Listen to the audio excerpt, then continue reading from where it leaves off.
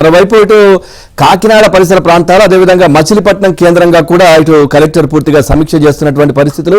Overall గా కాకినాడ ఆ ప్రాంతంలో ఎలా ఉంది పరిస్థితి, మా కరెస్పాండెంట్ అప్పారావు కూడా సిద్ధంగా ఉన్నారు లైవ్ లో. అప్పారావు, పూర్తి డీటెయిల్స్ ఏంటి వెదర్ కి సంబంధించి?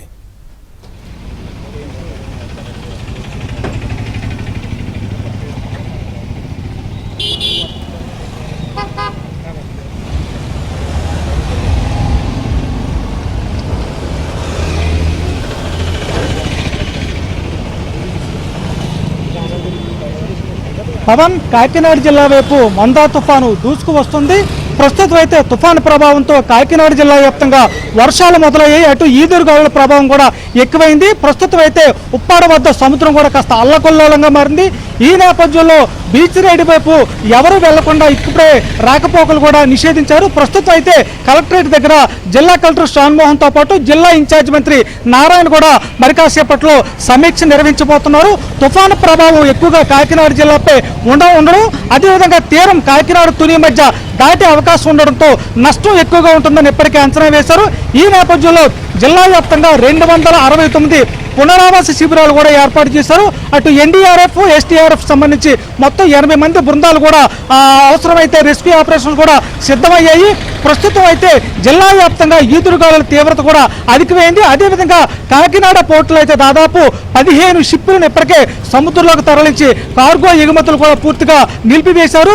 ప్రస్తుతం అయితే జిల్లా వ్యాప్తంగా వర్షాలు కొనసాగుతున్న నేపథ్యంలో తీర ప్రాంతాలు అలజడి ఎక్కువగా ఉన్న నేపథ్యంలో తుఫాన్ షెల్టర్లు కూడా ఎక్కడికెక్కడ అధికారులు స్థానికులు తరలిస్తున్నారు. అదేవిధంగా పూరిళ్లలో దాదాపు 400 కుటుంబాలు ఉన్నాయని గుర్తించారు. వీళ్ళను కూడా సురక్షిత ప్రాంతాలు తరలించడానికి ఏర్పాట్లు చేస్తున్నారు. ఇదంతా ఒకెత్తైతే ప్రధానంగా జిల్లా కలెక్టర్తో పాటు ఇప్పటికే పవన్ కళ్యాణ్, అదే సీఎం చంద్రబాబు కూడా ప్రత్యేకంగా జిల్లా కలెక్టర్తో సమీక్ష నిర్వహించారు. తీరం కాకినాడ తుని మధ్య దాటే అవకాశం ఉన్నందున ఈదురుగాలుల తీవ్రత 100 కిలోమీటర్ల పైబడి ఎక్కువగా ఉండే అవకాశం ఉందని కూడా ఉన్న నేపథ్యంలో నష్టం తీవ్రత జరగకుండా ఎప్పటికప్పుడు అప్రమత్తంగా ఉండాలని కూడా ఆదేశించారు. అదేవిధంగా సీఎం చంద్రబాబు కూడా టెలికాన్ఫరెన్స్తో కలెక్టర్తో మాట్లాడుతూ అవసరమైతే హాస్పిటల్ ఆన్ వీల్స్ కింద తక్షణ సహాయం కింద రోగులు కూడా చికిత్స అందించే ఏర్పాట్లు చేయాలని కూడా ఆదేశించారు. ఒక రకంగా చెప్పాలంటే విద్యుత్ శాఖ పరంగా గాలుల తీవ్రతకి విద్యుత్ సంబంధించి మరమ్మతులతో కావచ్చు, అదేవిధంగా సరఫరా కూడా పోయే ప్రమాదం ఉన్నందున దాదాపు 500 స్తంభాల వరకు సిద్ధం చేశారు. 40 మంది గజయితగాళ్లు కూడా సిద్ధం చేశారు. ప్రధానంగా తుఫాన్ తీవ్రత కాకినాడ, కోనసీమ జిల్లా తీర ప్రాంత మండలాల్లో ఎక్కువగా ఉండనందున తీర ప్రాంత గ్రామాలందరూ కూడా సురక్షిత స్థావరాలకు ఇప్పటికే తరలించారు. అదేవిధంగా కాకినాడ సముద్రం మధ్యలో ఉన్న హోప్ ఐలాండ్ లో 110 మంది మత్స్యకారులు నివసిస్తున్నారు.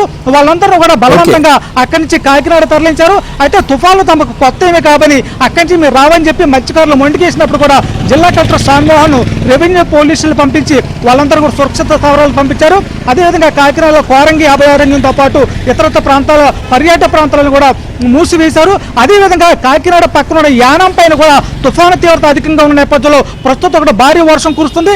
అక్కడ కూడా 3 రోజులు సెలవు ప్రకటించారు Pawan. Right, thank you Apparao, thanks for the updates.